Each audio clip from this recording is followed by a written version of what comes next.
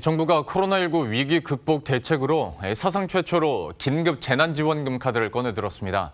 경제적 어려움을 겪고 있는 국민들에게 정부가 직접 지원금을 지급하겠다는 건데요.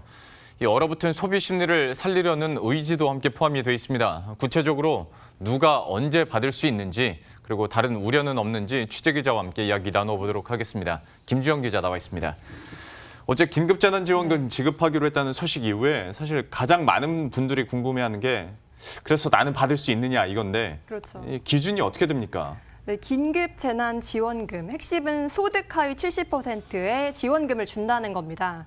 정부는 그 대상이 1,400만 가구에 이를 것으로 내다봤는데요. 일단 이 70%에 해당만 되면 4인 가구는 100만 원, 1에서 3인 가구는 이보다 낮게, 5인 가구 이상은 이보다 조금 높게 받을 수 있습니다. 내가 그 대상에 포함되느냐 궁금해하는 분들이 상당히 많을 것 같습니다. 어제 복지로 사이트는 접속자가 폭주해 한때 마비되는 일까지 빚어졌는데요. 하지만 자신이 70% 소득 기준에 해당하는지는 아직 명확히 알 수가 없습니다. 정부는 4인 가구의 경우에 소득이 712만 원을 넘지 않아야 하는 등 추정치를 제시했는데요.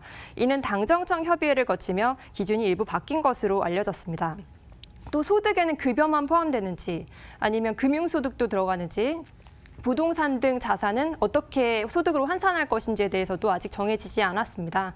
정부는 당정청 협의를 더 거친 후에 복지부를 통해 조만간 이에 대한 명확한 가이드라인을 제시할 예정입니다. 예. 지금 SNS 상에서도 관련해서는 확인된 내용들과 확인되지 않은 내용들이 좀 섞여서 많은 분들이 혼란을 좀 빚으실 것 같은데 이거는 구체적인 그리고 공식적인 발표가 나올 때까지 한번 기다려봐야 될 것 같고요. 또 한 가지 혼란이 있었던 게 각 지자체에서도 관련 지원금을 지금 뭐 결정하거나 안 그러면 이렇게 주기로 결정한 곳이 있지 않습니까? 그러면 그것과 어제 나온 소식과 중복으로 내가 지원을 받을 수 있느냐 이것도 많은 분들이 궁금해하시던데 이건 어떻습니까? 네, 정부와 지자체는 아직 이 중복 지급 부분에 대해서도 명확히 결론을 내리지 못했습니다. 한 지자체 관계자는 지자체에 재량권을 준다든지 구체적인 안이 확정되지 않았다면서 정부와 논의 중이라고 밝혔습니다. 이런 가운데 정부는 중복 지급 가능성에 대해서 시사하기도 했습니다. 어제 홍남기 경제부총리 겸 기획재정부 장관은 긴급재난지원금 도입 방안 브리핑에서 지자체에서 지원하고 있는 내용과 정부 지원금이 서로 보완적일 수도 있고 또 정부 지원금에 추가해서 지자체가 재원을 더 보탤 수도 있다 이렇게 설명을 했습니다. 예. 아직 교통 정리가 끝나지 않은 상황이긴 합니다만 만약 중복 지급이 된다면 지자체별로 형평성 논란이 야기될 것으로 보입니다. 예를 들어 포천시의 경우에는 1인당 지원금을 가장 많이 받게 될 것으로 보이는데요. 일단 포천시에서 기본소득 40만 원. 경기도에서도 10만 원을 주기로 했고요. 중앙정부에서 25만 원, 이는 4인 가족을 100만 원으로 한다고 했을 때 4분의 1로 계산한 수치입니다. 모두 75만 원까지 지원을 받을 수 있다는 건데 이렇게 중복 지원이 현실화한다면 지자체별로 형평성 논란에 대해서 우려의 목소리가 나오고 있습니다. 예, 이것도 좀 여론이 어떻게 형성이 되고 또 정부나 지방자치단체에서 어떤 결정이 내려질지는 한번 계속 지켜봐야 될 것 같은데 그렇다면 내가 만약에 수혜 대상이 됐을 경우에 어떤 방식으로, 어떤 형태로 지급을 받는지 이것도 궁금합니다. 네, 긴급재난지원금의 지급 시기는 5월이 될 것으로 보입니다. 이번 재원을 보면 전체 9조 1천억 원의 예산 가운데 정부는 2차 추경을 통해서 7조 1천억 원을 조달하고 지자체에서 2조 원을 마련하기로 했습니다. 여기서 2차 추경 부분이 국회에서 통과가 돼야 할 텐데요. 정부는 4월 총선 직후에 국회 통과를 목표로 노력하겠다면서 이렇게 되면 5월 중순을 전후로 해서 지급이 가능할 것이라고 설명했습니다. 지급 형태는 현금이 아니고요. 지역 상품권이나 지역 화폐로 지급이 됩니다. 지역 상품권의 경우에는 지자체와 미리 계약을 맺은 가맹점에서만 이용을 할 수가 있는데 미리 홈페이지를 통해서 어디에서 쓸 수 있는지 확인할 수가 있다고 합니다. 예.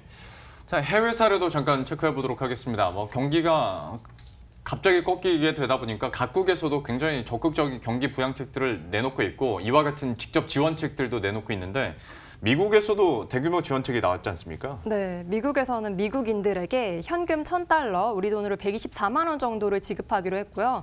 미국에서 최근 이 같은 내용을 중심으로 한 경기 부양책이 상원을 통과했습니다. 또 일본에서도 현금 지급 등을 포함한 경기 부양책을 추진 중인 것으로 알려졌습니다.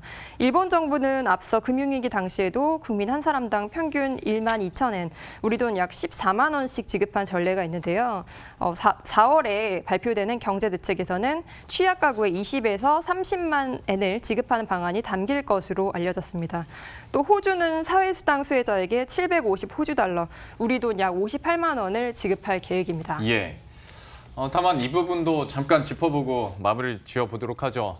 어디서 돈이 이렇게 나겠느냐, 결국 빚져서 이렇게 내는 거 아니냐 하다 네. 보면 세수 부족이나 재정 건전성에 대한 우려들이 있는데 이건 어떻습니까? 네. 정부는 이번 긴급 재난 지원금을 통해서 저소득층의 생계비 부담을 덜어주고 또 얼어붙은 소비 심리를 활성화하는 데도 도움이 될 것으로 기대했는데요. 말씀하신 바와 같이 재정 건전성 악화에 대한 우려도 동시에 나오고 있습니다. 전체 9조 1천억 원 중에서 7조 1천억 원을 추경으로 조달한다고 하는데 정부는 이에 대한 계획에 대해서 기존에 계획했던 사업 중에서 집행되지 않은 부분의 예산을 좀 끌어오고 또 부족한 부분은 적자 국채를 발행하겠다고 했습니다. 적자 국채는 세입 부족을 보충하기 위해서 발행하는 국채로 사실상 나랏빚이거든요. 예. 이 때문에 이렇게 부채가 쌓이게 되면 결국 재정 건전성이 악화되고 나아가 국가 이미지에도 타격을 입을 수 있다는 우려가 나오고 있습니다. 예. 지금까지 김주영 기자와 함께했습니다. 잘 들었습니다. 고맙습니다.